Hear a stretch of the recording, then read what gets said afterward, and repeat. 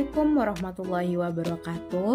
Baiklah, pada kesempatan kali ini saya akan mempresentasikan terkait materi faktor pembangunan, di mana video ini ditujukan untuk pemenuhan tugas akhir dari mata kuliah pengantar ekonomi pembangunan dengan dosen pengampu mata kuliah Dr. Zul Afdal MPD. Baiklah, sebelumnya perkenalkan nama saya Wela Nadila dengan nomor induk mahasiswa 220531666. Saya merupakan mahasiswi dari Prodi Pendidikan Ekonomi, Fakultas Ekonomi dan Bisnis, Universitas Negeri Padang. Sebelumnya, perlu kita ketahui bahwa faktor pembangunan merupakan elemen-elemen yang mempengaruhi proses pembangunan di suatu negara. Terdapat beberapa aspek yang penting dalam faktor pembangunan, yaitu seperti sumber daya alam, sumber daya manusia, modal, kewirausahaan, sosial dan politik, serta administrasi dalam pembangunan. Nah, kita masuk pada yang pertama, yaitu aspek sumber daya alam. Di mana di sini sumber daya alam memiliki peran penting dalam pembangunan karena dapat menjadi sumber daya yang berkontribusi positif terhadap pencapaian kemajuan suatu negara. Sumber daya alam lebih merujuk pada kekayaan alam yang dimiliki oleh suatu negara seperti tanah, air, mineral, dan energi. Pemanfaatan sumber daya alam yang efisien dan berkelanjutan dapat berkontribusi pada pembangunan ekonomi. Nah, dari penjelasan tadi tentu akan timbul pertanyaan, apa sih contoh nyata dalam di sumber daya alam tersebut? Yaitu contohnya seperti tambang mineral, yaitu seperti batu bara dan nikel. Kekayaan alam laut seperti perikanan dan potensi energi yang terbarukan yaitu seperti geotermal dan tenaga surya. Selain itu, ada juga contoh nyata pemanfaatan dari aspek sumber daya alam sebagai faktor pembangunan di Indonesia. Salah satunya yaitu adalah pembangunan infrastruktur. Pembangunan infrastruktur seperti bendungan, embung, jaringan irigasi, pengendali banjir, dan pengaman pantai merupakan upaya untuk memanfaatkan sumber daya alam secara optimal. Pembangunan ini bertujuan untuk meningkatkan ketahanan pangan, pasokan air, dan mendukung pertumbuhan ekonomi di berbagai wilayah. Nah, kita masuk kepada aspek kedua, yaitu mengenai sumber daya manusia. Sumber daya manusia juga merupakan salah satu aspek terpenting dalam faktor pembangunan suatu negara, di mana sumber daya manusia yang berkualitas dan terampil dapat menjadi motor penggerak dalam pembangunan yang berkelanjutan.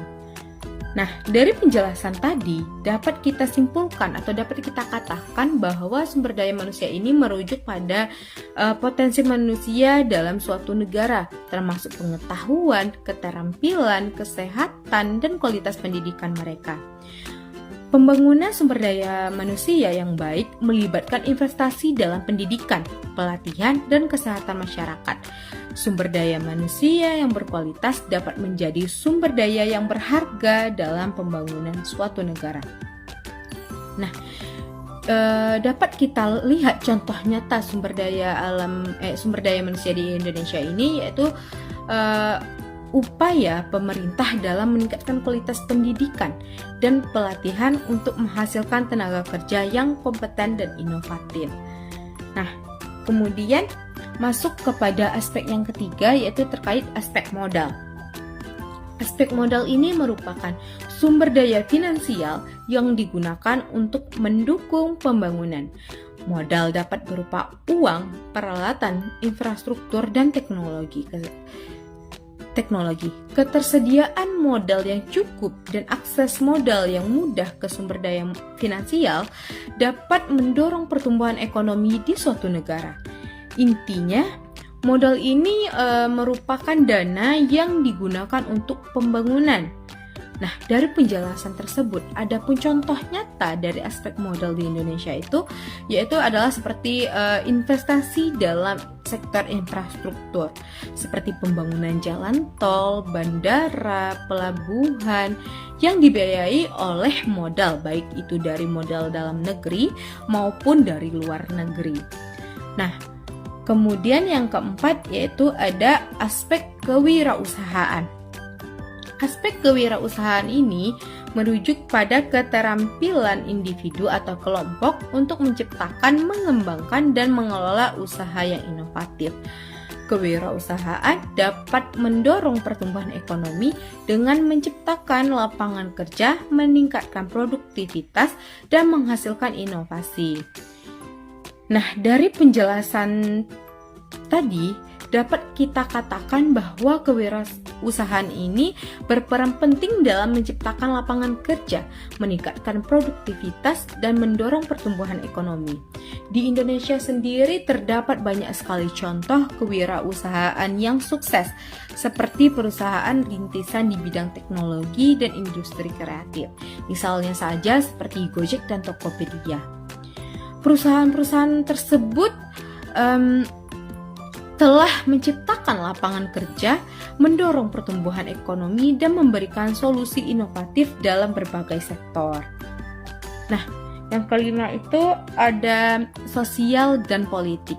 Sosial dan politik melibatkan faktor-faktor seperti stabilitas politik, keadilan sosial, partisipasi masyarakat, dan perlindungan hak asasi manusia.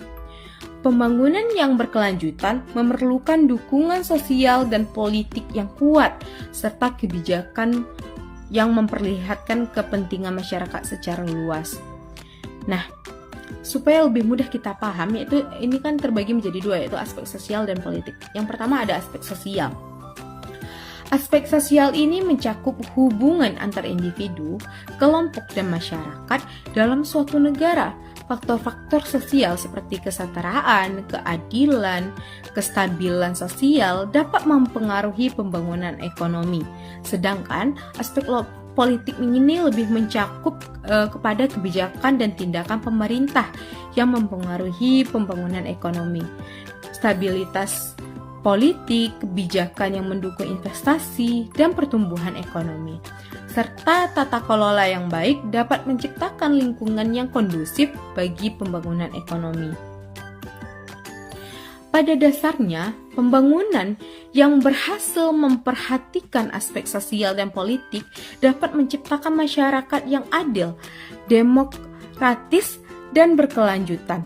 Dengan meningkatkan kualitas hidup masyarakat, memperkuat partisipasi politik, dan menciptakan stabilitas sosial dan politik, negara dapat mencapai pembangunan yang berkelanjutan. Nah, adapun contoh nyata dari aspek sosial di Indonesia itu, yaitu adalah seperti program-program pemerintah seperti Kartu Indonesia Pintar dan Jaminan Kesehatan Nasional, yang bertujuan untuk meningkatkan akses masyarakat terhadap pendidikan dan layanan kesehatan. Adapun contoh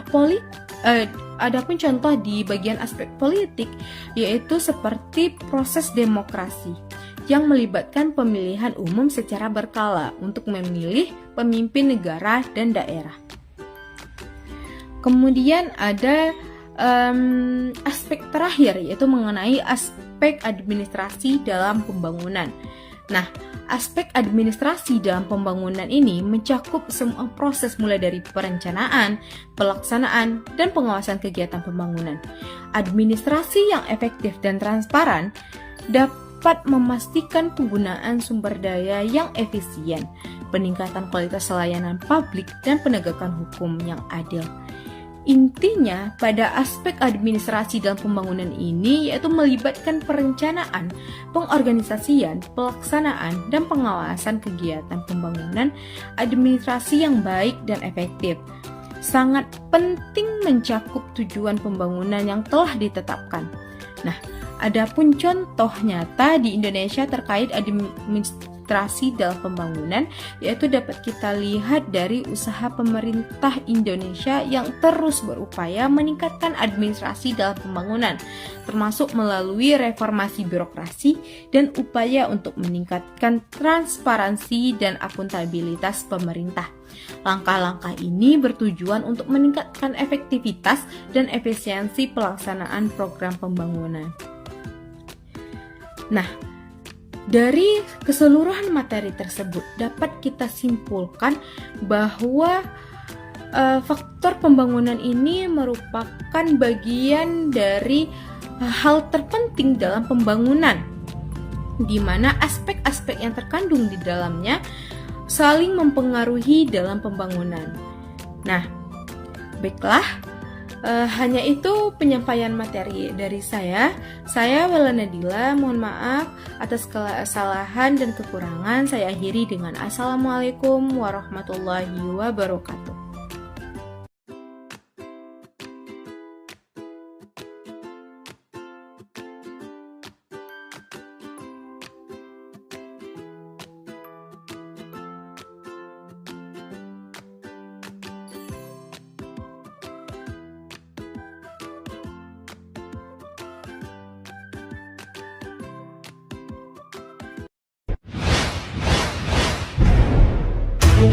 Thank